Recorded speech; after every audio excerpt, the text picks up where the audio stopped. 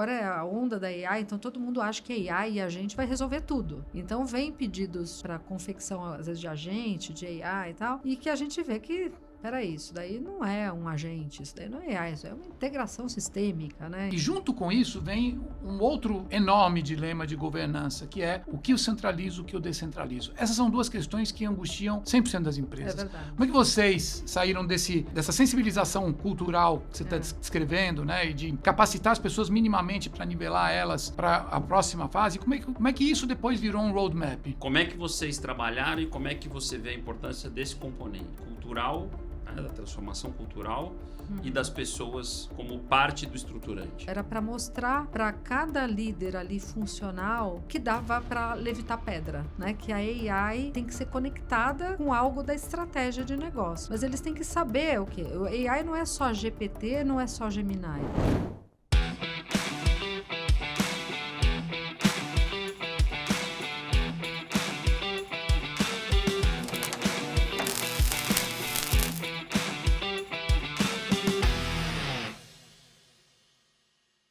Olá, sejam bem-vindos ao 10 mais 10, o podcast da BTR Varese, que nessa segunda temporada está todinho dedicado à inteligência artificial voltada para o varejo.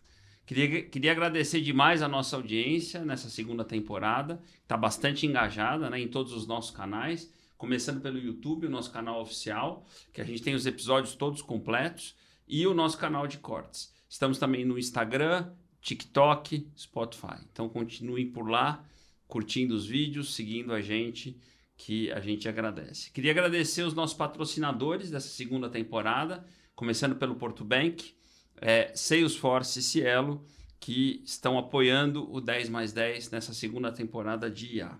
A gente tem estruturado os episódios do 10 mais 10 na segunda temporada em temas que nos trazem essa jornada da inteligência artificial pelo varejo, em cortes e em imersões para entender melhor a inteligência artificial em temas mais específicos, e hoje com uma super convidada que eu acho que vai trazer insights importantes em um tema relevante, que eu vou deixar aqui o Alberto apresentar para vocês. É isso aí, Edu. Então, estamos aqui, estou cumprimentando aqui nossa audiência, obrigado pelo prestígio, por nos acompanharem.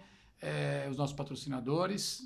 Está sendo uma jornada rica e decifrando aí talvez a agenda mais complexa, mais estratégica e mais determinante da competitividade futura dos negócios de varejo. Então, seja muito bem-vinda, Renata Marques, CIO da Natura. É um prazer ter você aqui conosco e poder trazer um pouquinho de visão de quem está, de fato, pilotando, implementando essa agenda num grande negócio de varejo. Então, seja muito bem-vindo, obrigado pela sua participação. Eu vou já te dar a palavra com a primeira pergunta para a gente começar a nossa conversa, né? O tema central aqui desse nosso episódio é um pouco aquilo que são os pré-requisitos viabilizadores para que essa agenda saia do chão, né? Então, estamos falando de dados, arquitetura, infraestrutura, obviamente como tudo isso se conecta também com a agenda de cultura, mas muito daquilo que é pré-condição que nem todas as empresas têm ou têm no nível de maturidade que deveria ter para poder escalar com qualidade. Essa é a minha primeira pergunta para você,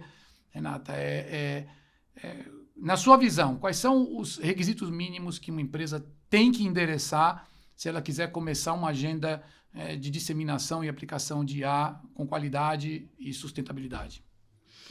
Bom, é um prazer estar aqui com vocês. Obrigado pelo convite, Serrentino, Edu. E vamos à pergunta, né? Hoje, esse mundo da AI, né? Então, é uma loucura e, de fato, a gente tem toda essa fundação por trás, né, da AI. A AI não é mágica, né? Então, eu acredito muito, em primeiro lugar, que a gente tem que ter uma fundação. A gente tem que ter muito a organização dos dados, os domínios dos dados, esses dados organizados na companhia para você poder explorar tudo isso, né? Então, hoje, a gente tem, por exemplo, uma estratégia em 4 pilares, que é a fundação onde a gente tem o data expansion.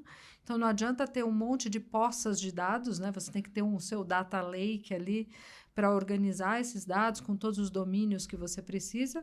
E depois a gente fala muito de governança também, né? Então, como que eu governo todos esses dados, né? O data care, como que a gente governa, pensa na ética, em LGPD, em como que a gente tem todos os data owners ali cuidando dos dados, porque os dados também não é só sistêmico, né? A gente tem que ter gente ali olhando para o dado, cuidando do dado, né? Fazendo toda essa manutenção do dado.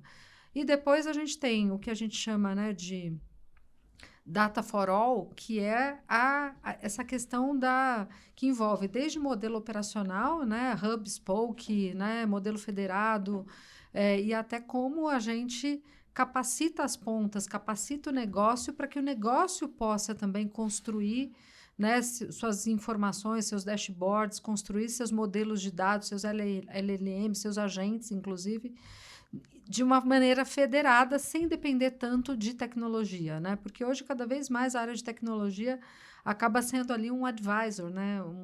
Ele tem que ser um grande mentor para o negócio, né? Um facilitador para o negócio construir o que precisa ser construído. E aí, por fim, vem né, o AI, né, per si.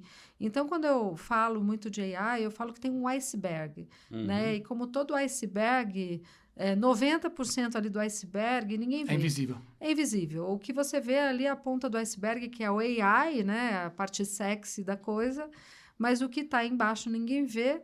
Só que hoje o que movimenta o iceberg são as correntes marítimas, né? Que justamente passam embaixo. Boa metáfora. Mas aí, Renata, pegando seu ponto, que eu acho que é muito bom, e é exatamente isso, e a gente fala muito sobre isso, e junto com a discussão de dados vem a discussão de arquitetura, né? E a gente sabe o quanto o varejo tem complexidade na grande maioria das suas empresas, pela herança que ele carrega e pelo histórico que esse negócio teve, principalmente no Brasil. É muito difícil conseguir ter o engajamento dos níveis decisórios das organizações para suportar os investimentos necessários para fazer esse trabalho estruturante, que, como você falou, ele não só é invisível naquilo que se faz, mas ele é invisível nos resultados diretos atribuíveis, porque isso não tem ROI mensurável, né? Então, como é que foi a sua experiência em vender essa agenda invisível estruturante, que é tão relevante e estrategicamente importante, para níveis que às vezes estão distantes dessa pauta e que precisam ser sensibilizados de que isso tem que ser feito, né? É isso. Não, eu acho que o varejo, de uma maneira geral, ele tem muito ali... a atenção toda é muito com a loja, né? Física, operação, com o CAPEX ali da loja, da operação. E acaba que essa parte mais sistêmica de processos fica um pouco fora da agenda mesmo. E acho que é por isso que diversas empresas hoje têm esse desafio, né? Porque sem pensar nisso, depois vem a dor. Então, eu costumo dizer que, às vezes, a gente consegue vender pelo amor ou pela dor, né? E pelo amor olha, aqui está a visão estratégica, né? A gente tem que ter um template, né? Sistemas de POS, sistemas de back-office, né? Os dados todos conectados, tal. Isso daí né? Empresa que está nascendo hoje, eu acho que já nasce... Sim. Com essa mentalidade, né, de tecnologia digital, não tem como não nascer. Mas óbvio que tem varejo que vem aí de décadas que não tinha essa mentalidade. Ele estava mais pensando em como que eu construo minha loja, como que eu monto a loja. Então, acho que hoje, essa dívida técnica, de fato, é uma bola de ferro no pé de muitas empresas e que essa agenda tá ganhando muito mais relevância, porque estão vendo que sem o dado organizado, você não tem como fazer hiperpersonalização, você não tem como fazer, né, preço personalizado, você não tem como conversar com o seu cliente final. Então, eu acho que vem a dor, né? E aí, sentindo a dor, é fácil de você defender essa agenda. Então, eu acho que hoje em dia, empresas mais antigas estão sentindo a dor. E aí, pela dor, você vende fácil, né? E as novas vão pelo amor mesmo. E explorando um pouquinho esse tema, né? A gente, no episódio anterior, passou muito isso com o Diego Barreto, do iFood. A gente explorou muito com ele esse tema da cultura, da liderança. E a gente já vai voltar com você um pouquinho mais no tema tech. Mas eu sei que você também defende muito o lado gente, né? O lado cultura, liderança como um dos estruturantes para fazer a agenda da IA e da tecnologia andar. Eu queria que você dividisse um pouquinho com a gente como é que foi a sua jornada nessa transformação aí Natura nos últimos anos. Como é que vocês trabalharam e como é que você vê a importância desse componente cultural, né, da transformação cultural e das pessoas como parte do estruturante aí?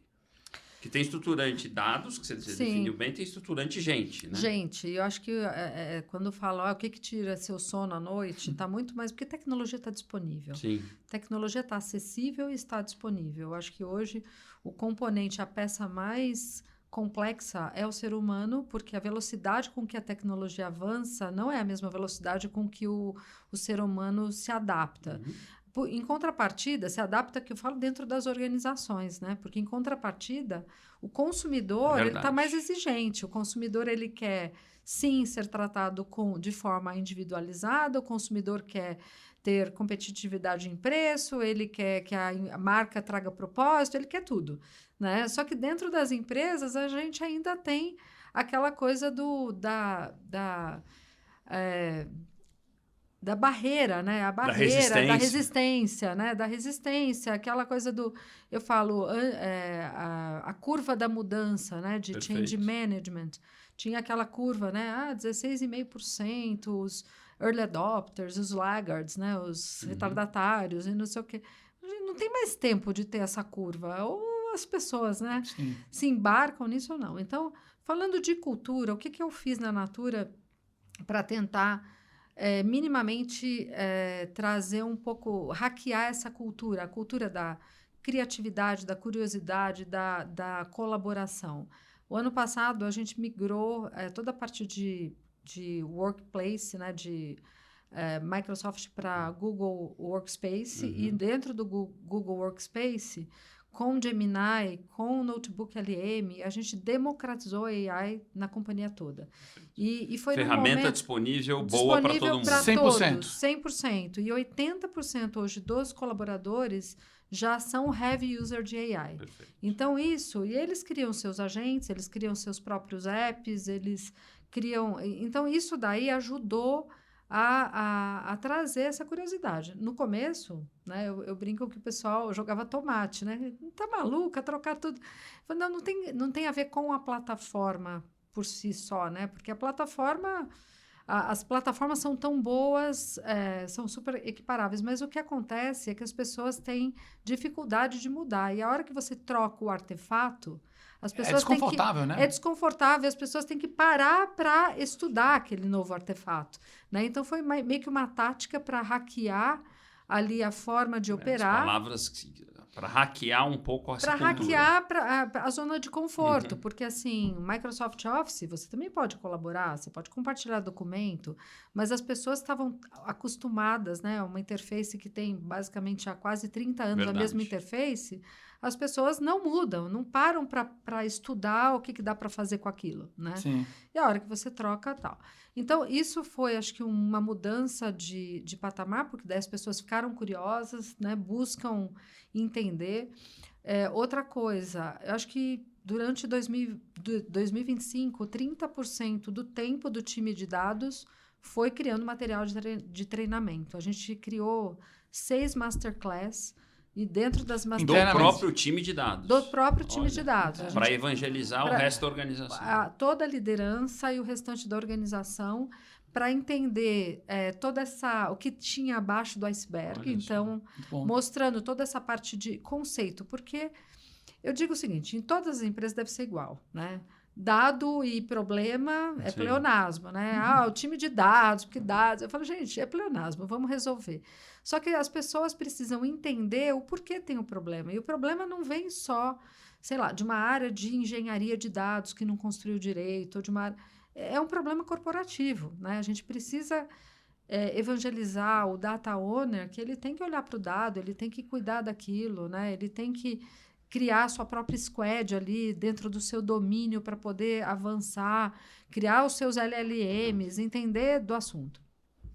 Então, a gente passou bastante tempo evangelizando, né? Inclusive, toda a liderança da companhia teve um outro workshop que a gente fez com RH e tecnologia, que foi treinar toda a liderança da companhia com AI. Então, a gente trouxe a turma da Gravidade Zero, não sei se vocês conhecem, e eles vieram, né, de Recife com uma turma e a gente dividiu os problemas de negócio, porque também não é tecnologia pela tecnologia, né? A tecnologia tem que ser o meio, né, para resolver problemas reais. E a gente dividiu em temas, né, desafios de negócio, em mesas com todos os VPs, diretores, inclusive o CEO da companhia, e dando esse letramento, né? Então, com várias ferramentas de AI, desde Lovable, Copilot, Gemini, todas as ferramentas ali de AI, N8N. Vocês já prototipavam na própria dinâmica? Prototipavam na própria dinâmica. Então, assim, em 2 horas, os times... Aí era um pouco... Qual que era o letramento? Era para mostrar para cada líder ali funcional que dava para levitar pedra, né? Que a AI tem que ser conectada com algo da estratégia de negócio. Mas eles têm que saber o quê? O AI não é só GPT, não é só Gemini, né? Então, o que é possível fazer com a AI? Então, foi também um outro divisor de águas, né? É óbvio que trouxe problema para mim mesma, né? Porque eu lembro que o CISO falou, Renata, você tá maluca? Você tá querendo criar um Shadow IT? Eu falei, não, é isso mesmo, porque se a gente não incentivar os líderes a entender e poder conectar com a estratégia e incentivar a usar com um guardrail, né, com um guideline correto, as pessoas vão usar de qualquer maneira. Aliás, Renata, sabe uma anedota só, o Dudu vai lembrar, né, alguns anos atrás o Mariano defendia essa tese de que a única maneira de uma empresa de varejo fazer a transformação digital era ter um Shadow IT do lado de cada C-level da empresa. Eu falei, tudo bem, você põe isso no PNL de varejo, se couber... Duplicando, né? O problema é esse, é duplicar mas Renata, você tá falando uma coisa que conecta muito com uma dor comum que as empresas estão enfrentando, né, nesse processo, nessa jornada, na verdade. O potencial é tão grande e ele é tão aplicável em absolutamente tudo, né? Porque quando você pensa, você aplica nas questões estruturantes, você aplica na otimização de processos core, você aplica na relação com o cliente, você aplica em personalização, em tese, tudo pode ser empoderado por IA. E aí tem o grande dilema que é priorização. Sim. Né? Por onde começa e que réguas se usam, que critérios se usam e que governança se usa para organizar essa agenda e para poder ter qualidade na execução dela, fazendo escolhas, né? E junto com isso vem um outro enorme dilema de governança, que é o que eu centralizo, o que eu descentralizo. Essas são 2 questões que angustiam 100% das empresas. É verdade. Como é que vocês saíram dessa sensibilização cultural que você está descrevendo, né? E de capacitar as pessoas minimamente para nivelar elas para a próxima fase? Como é que isso depois virou um roadmap? Tá. Bom, a gente tem um processo de governança onde, como eu falei, a gente tem um modelo federado, né? Então, é o hub de dados. Então, o hub de dados fica dentro da minha organização, onde a gente tem um time de engenharia, um time de DSO, que é o Data Solution, né? Que é a pessoa que entende ali do tema de negócio, e a parte de ciência de dados, que são todos cientistas e pessoas que trabalham ali com AI. Então, basicamente, são 3 pilares ali. E a gente tem o Spoke, né, que é o time de dados que fica em cada domínio ali de negócio. Então, tem um Spoke dentro da área de logística, dentro do varejo, dentro de manufatura. E aí são pessoas que entendem ali da necessidade de dado, entendem daquele processo de negócio. Então, eles conseguem orquestrar muito melhor as prioridades ali dentro das próprias squads deles. Então, tem 2 modelos, né? Um é essa autonomia que se existe dentro desses domínios, e aí ali vai caber no que a pessoa tem ali, no que aquela área tem de problema e de orçamento, né? Lógico, sempre olhando o ROI ali, né? Se traz um retorno ou não traz um retorno. E a gente tem, sim, dentro do Hub, também uma esteira para poder tratar de N temas da companhia de As pautas AI, mais estratégicas. mais estratégicas, mais cross. Ou temas que não tem... E outra, mesmo o que tem nos spokes, a gente tem... a orquestração é feita pelo Hub. Então, a gente sabe tudo que está acontecendo de AI nos spokes, até para poder desafiar e entender se aquilo de fato fazia sentido, está acontecendo e se está conectado também com a estratégia. Né? Teve uma ocasião que o próprio CEO perguntou: quem me garante que a gente está fazendo tudo que é prioridade? Né? Porque é sempre essa pergunta, essa dúvida. É tanta gente. Você quer soltar demais, mas de repente você fala: meu Deus, está, né, esbanjando onde não deve. E aí a gente fez todo esse trabalho, meio que o double checking, né? Olhando o que tem em cada spoke, conectando com a estratégia, e assim, não tinha uma única coisa de fora. Agora, o que vem para a área de tecnologia, vem muita coisa que às vezes não é nem AI, né? Então, vem pedidos, e por isso a importância também do letramento, é um trabalho contínuo. Então, às vezes vem, não é porque você tem um martelo, tudo que você vê na frente é prego, né? E muitas vezes, agora é a onda da AI, então todo mundo acha que a AI e a gente vai resolver tudo, né? Então, vem pedidos para confecção, às vezes, de agente, de AI e tal, e que a gente vê que peraí, isso daí não é um agente, isso daí não é AI, isso é uma integração sistêmica, né? Então tem um time que está ali olhando a governança pelo aspecto técnico para entender o que é, o que não é, né? E a vocação de cada coisa, e olhando também o retorno do investimento. Então, tem hora que fala, não, esse agente super bacana, mas é melhor você ter uma pessoa fazendo que vai custar muito menos do que manter, porque depois também que você cria um agente, ele vira um produto. É um produto. E esse produto, você precisa dar de comer, cuidar, né? De beber, que senão ele morre de inanição e não dá para largar. Precisa cuidar do bichinho. Você precisa cuidar do bichinho. Então, esse trabalho é o tempo todo, né? A gente discute, entende, vê se traz retorno, não traz. Então, tem um comitê que define essas prioridades para entender.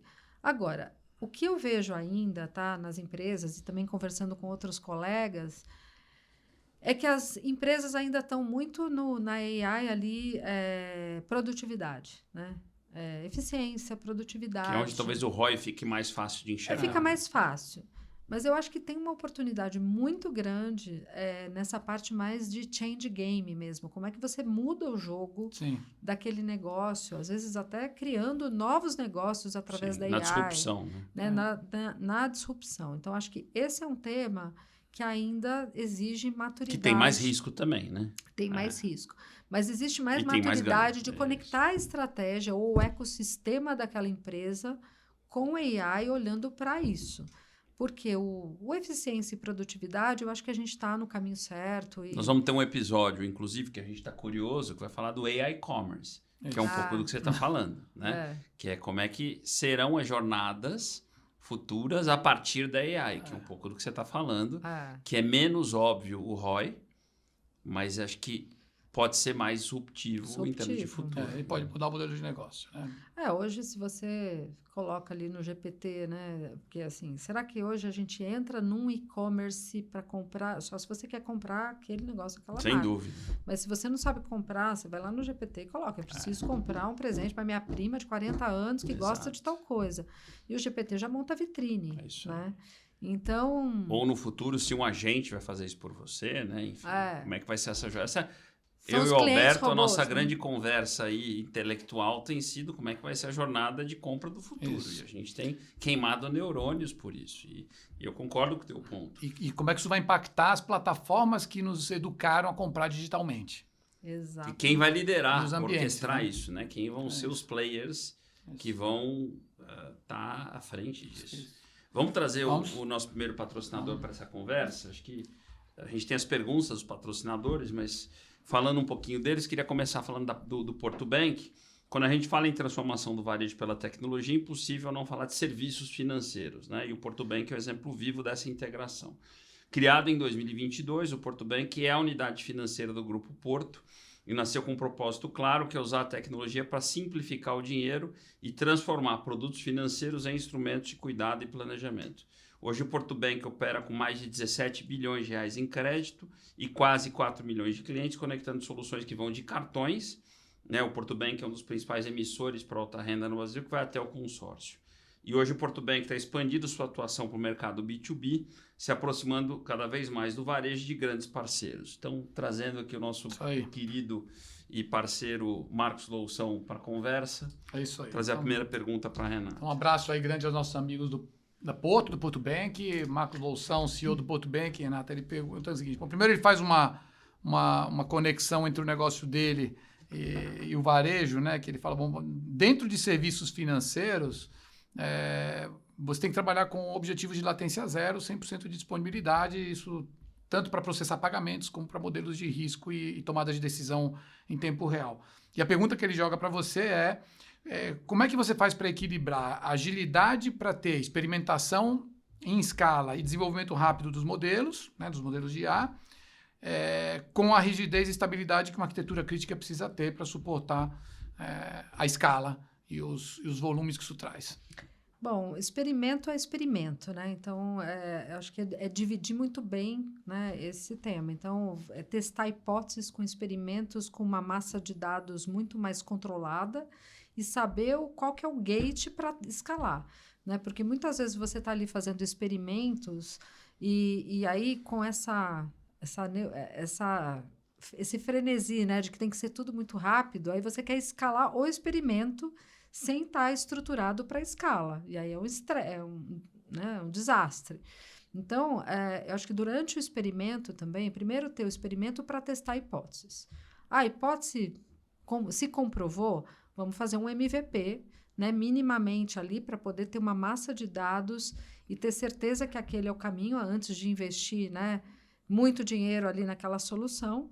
Testou e se comprovou, aí então ter toda uma arquitetura, ter toda uma infraestrutura para escalar com resiliência, né? E aí eu acho que aí vem o tema até de cloud, né? O porquê cloud, quando é o buy, o make, buy. E eu vejo muito a gente trabalhando com o buy para poder ter essa aceleração na hora de escalar. Né? Então, na hora que você traz vai fazer, pronto, alguém já traz fez, pronto, integra, né? Exato, integra e aí a gente consegue escalar com muito mais velocidade, mas de uma maneira estruturada. Então, acho que o grande desafio são esses gates, sabe, claros. Então, porque muitas vezes você fala, vamos pilotar, vamos fazer, ou vamos, né?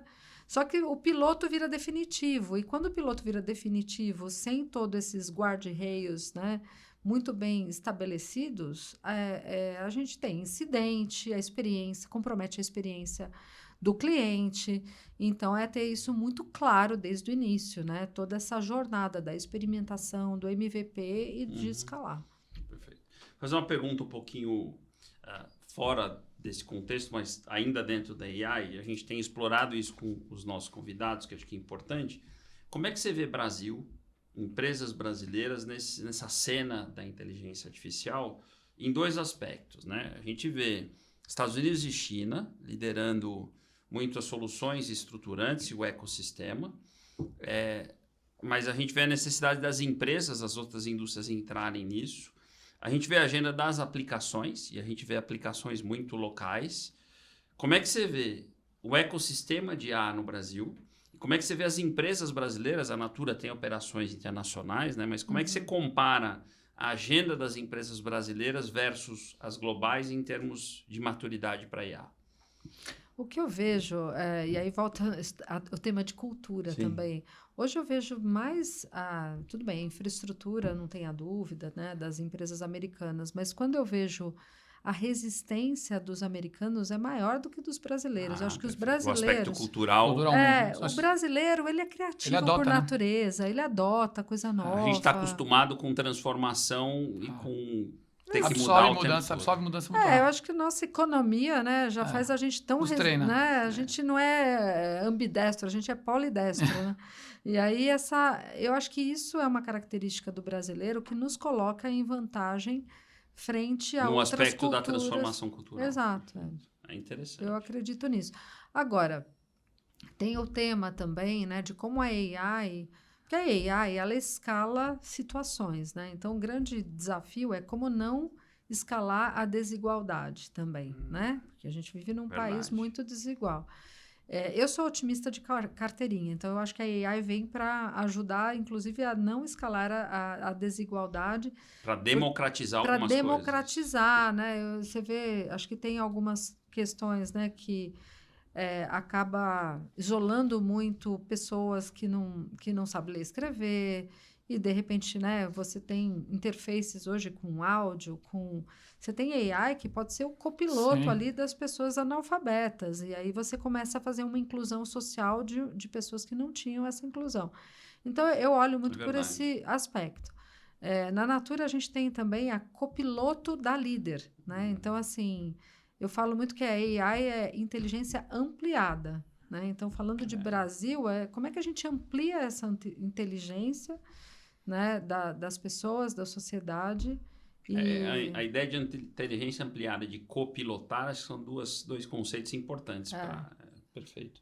Tá, acho que, falando de Natura, a gente pensa muito nas revendedoras. Acho que a gente pode trazer um pouquinho o tema das revendedoras através dos nossos patrocinadores. Né? Então, vou trazer a Salesforce e o Roberto vai trazer uma pergunta que tem muito a ver com as revendedoras. Tá?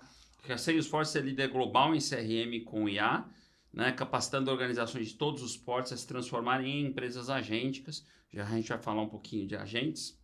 Sua missão é integrar perfeitamente humanos, agentes de aplicativos e dados em uma plataforma unificada e, acima de tudo, confiável. Isso permite automatizar processos complexos, gerar insights preditivos em tempo real e liberar crescimento e inovação sem precedentes, mantendo a experiência do cliente no centro. Então, vamos trazer aqui a pergunta da Salesforce, que está muito conectada com o tema das revendedoras. Então, um abraço aí aos nossos amigos da Salesforce, obrigado pelo apoio. Renato, o Ricardo Delova, VP da Salesforce, pergunta o seguinte, né? E aí a gente começa a trazer a revendedora, que acho que é o stakeholder mais importante da Natura, para a conversa, né? Como é que você vê a IA ajudando as consultoras a serem mais produtivas, mais eficientes e mais relevantes na relação delas com a consumidora final? Tá. Bom, é o que eu acabei de dizer, né? Usando a AI como essa inteligência ampliada da consultora. Né? A consultora de beleza hoje, a gente tem as líderes, né? Que são as líderes das consultoras, que é uma consultora, né? Mas que ela hoje coordena centenas de outras consultoras. Então, hoje a gente já tem a gente chama de Maia, que é um modelo avançado de inteligência. Maia é o modelo avançado de inteligência artificial, né? Não é nenhuma. Mas a Maia já é um copiloto dessa líder, dessa consultora, para entender como que ela ajuda outras consultoras a aumentar sua renda, né? E também entender quais são o que os clientes daquela consultora costumam comprar para que aquela consultora já monte o carrinho. Ela interage com o prompt. É um assistente. É um assistente. E ela pode interagir com voz, com imagem, com escrita. Então, ele suporta a jornada da consultora. Da consultora, né? Então, esse é um exemplo. Um outro exemplo, né? E hoje a gente está com Salesforce como o e-commerce Salesforce é o Commerce Cloud, além de CRM também é da Salesforce. Então, são super parceiros. Super parceiros lá na Natura. E a gente tem também no próprio o e-commerce, né? E aí falando de D2C, também usando inteligência artificial ali nos motores de busca, né, nos motores... Que isso é uma coisa que mudou bastante. Que mudou muito, busca mais, né? por contexto do que mais por produto. Mais por contexto, né? Então, isso daí tem ajudado muito a entender o consumidor final. E a gente tem um modelo, falando de consultoria de beleza, a gente usa a plataforma cada consultora tem a Minha Loja. E a Minha Loja, o que é? É um e-commerce da consultora. Então, a consultora... Que ela promove para os clientes dela. Que ela promove para os clientes dela. Mas isso está no ambiente Natura. Natura, dentro do Salesforce. É como se ela fosse uma seller dentro de um marketplace. Exato. É um modelo de filiados. Não chega a ser o modelo de filiados, mas se vocês entrarem no meu LinkedIn, tem lá, Minha Loja. Minha Loja, você vai ver. Você entra, é o e-commerce da Natura.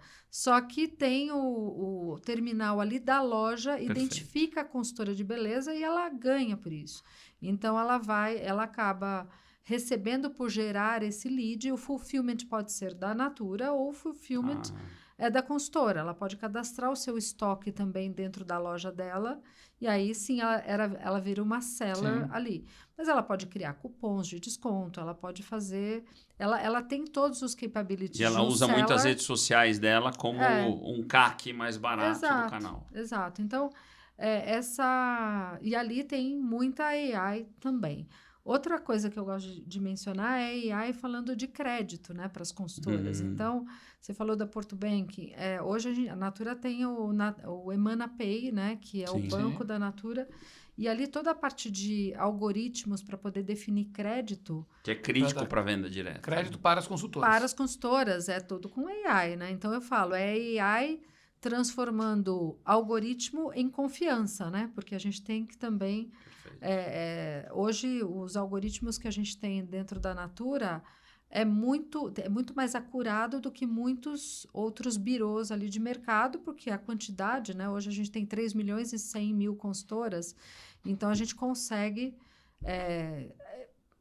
aperfeiçoar muito esse algoritmo também. Então, é AI no crédito, é AI no pagamento, é AI na busca, é AI como copiloto. AI first, né? Como a gente tem falado. Isso. Tá. E aí, ainda no tema da revendedora, eu vou trazer a Cielo para a conversa. A gente fecha esse line-up dos patrocinadores. Acho que a Cielo, todos vocês conhecem, tecnologia em movimento, com dados, gestão de risco e IA.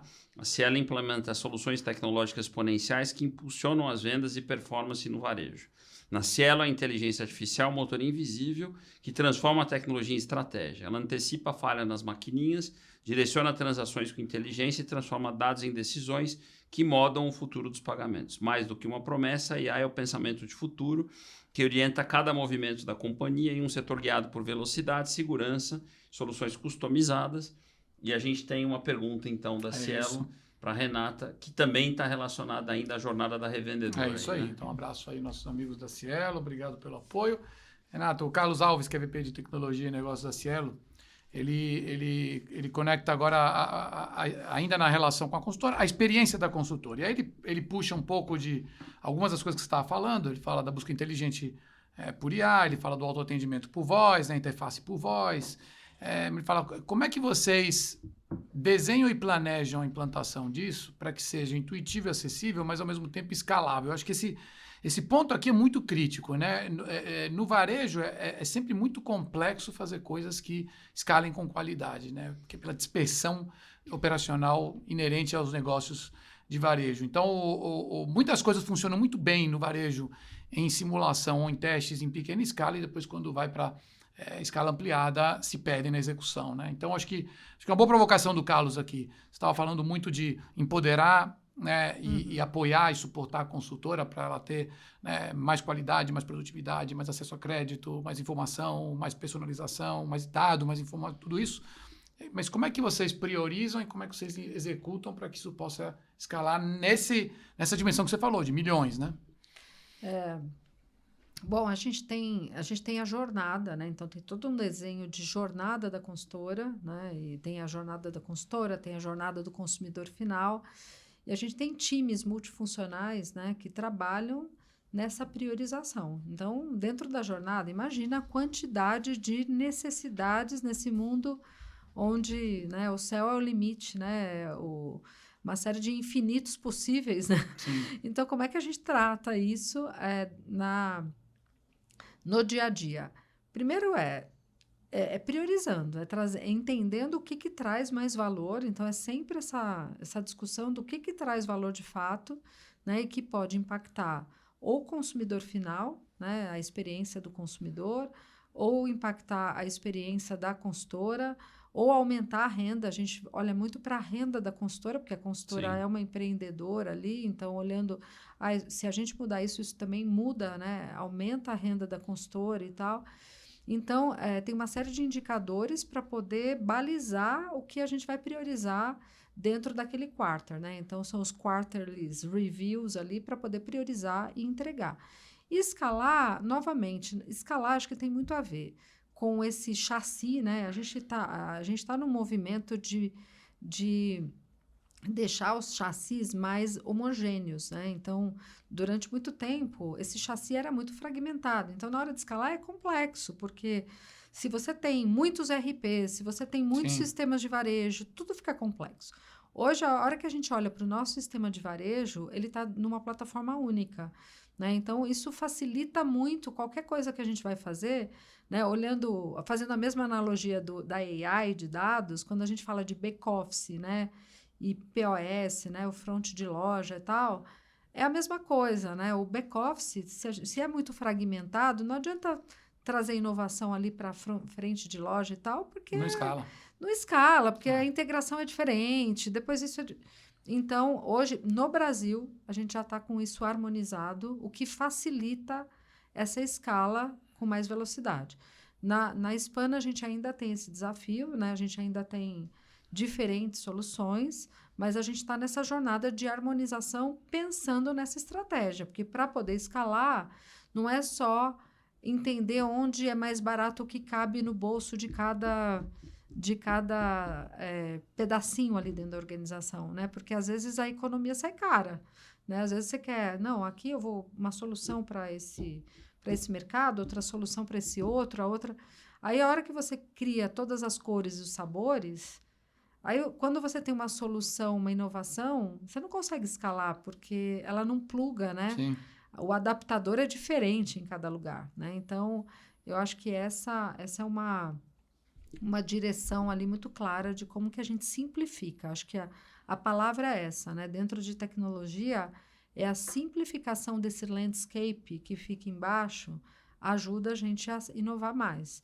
À medida É um trabalho de arquitetura, é um trabalho de arquitetura. É um trabalho gigante de arquitetura, né? A arquitetura é a arquitetura estratégica da companhia conectada com essa arquitetura sistêmica para que a gente possa escalar. Né? E, Renata, a gente falou de arquitetura, do estruturante, falamos de gente, falamos um pouquinho de algumas aplicações, falamos um pouquinho de agentes, né? Em que momento vocês estão nessa agenda dos agentes de IA? Que papel que eles têm já hoje na Natura? O que vocês têm feito sobre o tema de agentes? Então, agentes, a gente tem. Aliás, você brincou Você com fez a um gente trocadilho aqui bem... Gente ou agente? Gente ou agente? Ou agente.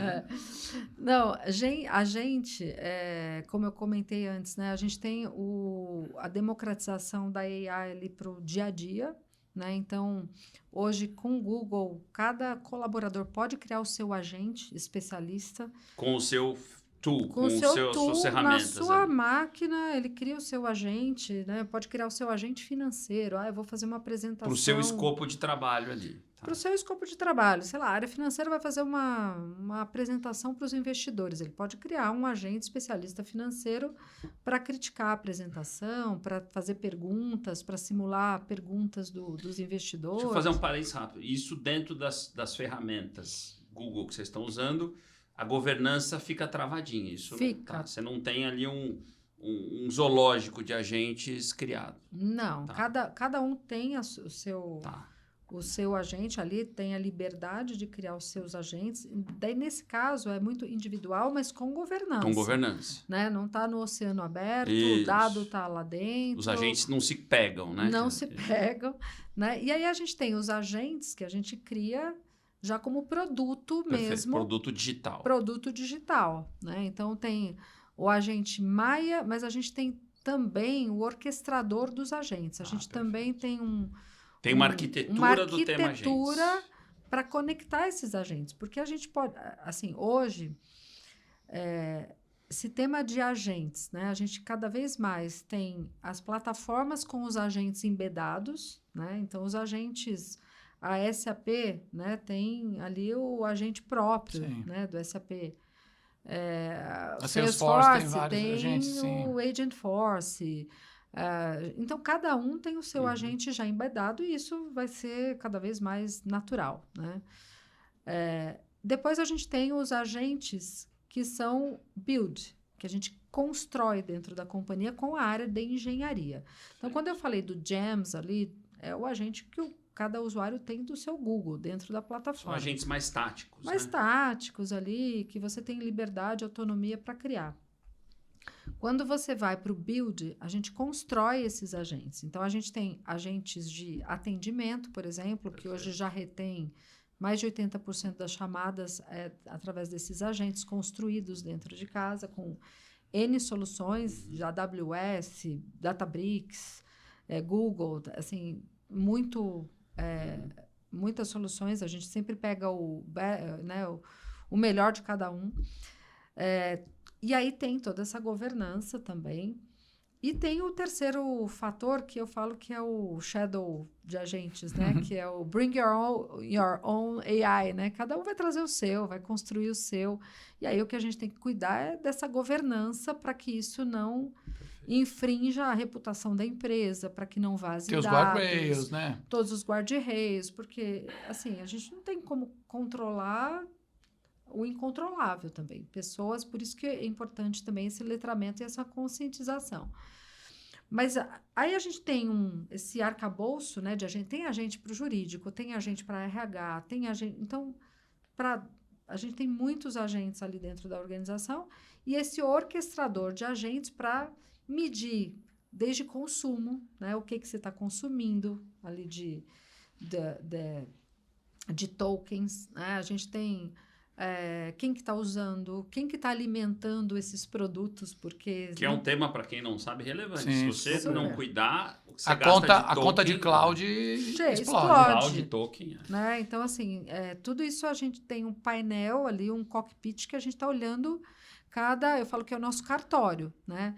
Então, alguém fez algum agente, mesmo nesse modelo Spoke, tem que trazer para registrar no cartório, porque essa pessoa tem que ter nome, sobrenome, pai e mãe, né?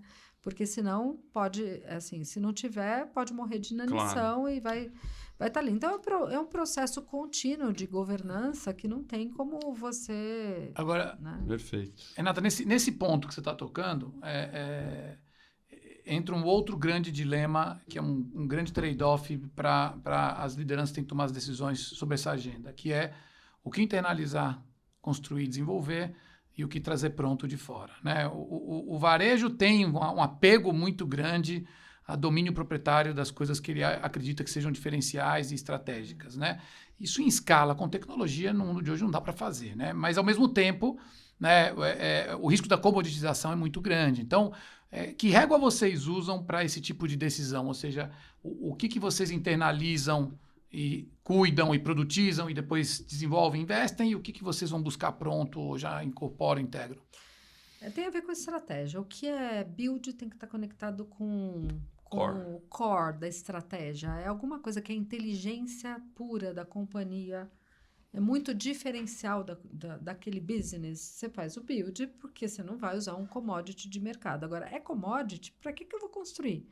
Né? Eu acelero através do buy.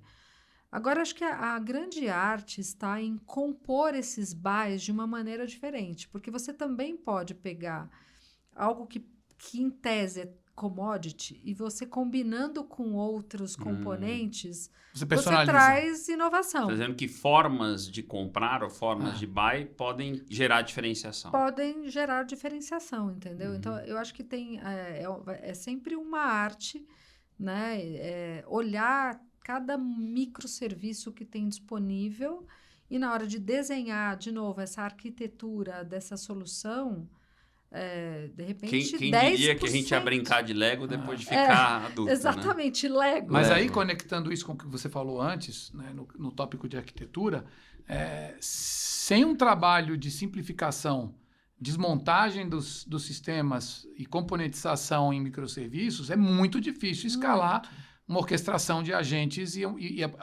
até o confronto entre eles, né? Total, não. E assim, eu acho que as empresas mais centenárias, empresas maiores, têm esse legado que é um fantasma do legado, né? Na Natura, aí, no último ano, a gente desligou, nos últimos 2 anos, mais de 300 sistemas. Uau! Eu brinco que, assim, é happy hour funeral, né? Porque eu falo, não é para fazer happy hour só de go live. Gente, a gente também precisa simplificar e desligar coisas, porque senão a gente começa a empilhar, fica que nem o conduíte da sua TV a cabo, né? Passa a net, claro, não sei o quê. Passa um monte de coisa, a hora que você quer passar... Congestiona. A hora que você quer passar a tech mais inovadora, não tem espaço, né? Então... a gente tem que também cuidar dessa simplificação do legado e tudo que for construir, pensar nesses componentes de microserviços e mesmo, às vezes, a gente trabalha muito também com a AWS, né? E a AWS, por coincidência, a nossa plataforma comercial da consultora se chama Lego.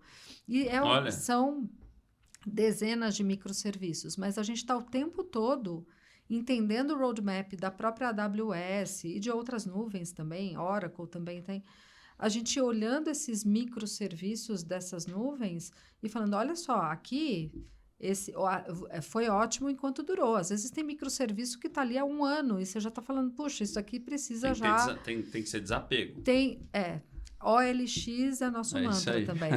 OLX desapega. Total. Gente, desapega. O Diego Barreto trouxe aqui um dos rituais da cultura do iFood, que eles chamam de projetos fofos, né? Que assim, como é que você mata as coisas fofas que todo mundo gosta, mas que não são escaláveis ou não vão gerar impacto relevante e tomam tempo, né? Então... Não, é isso.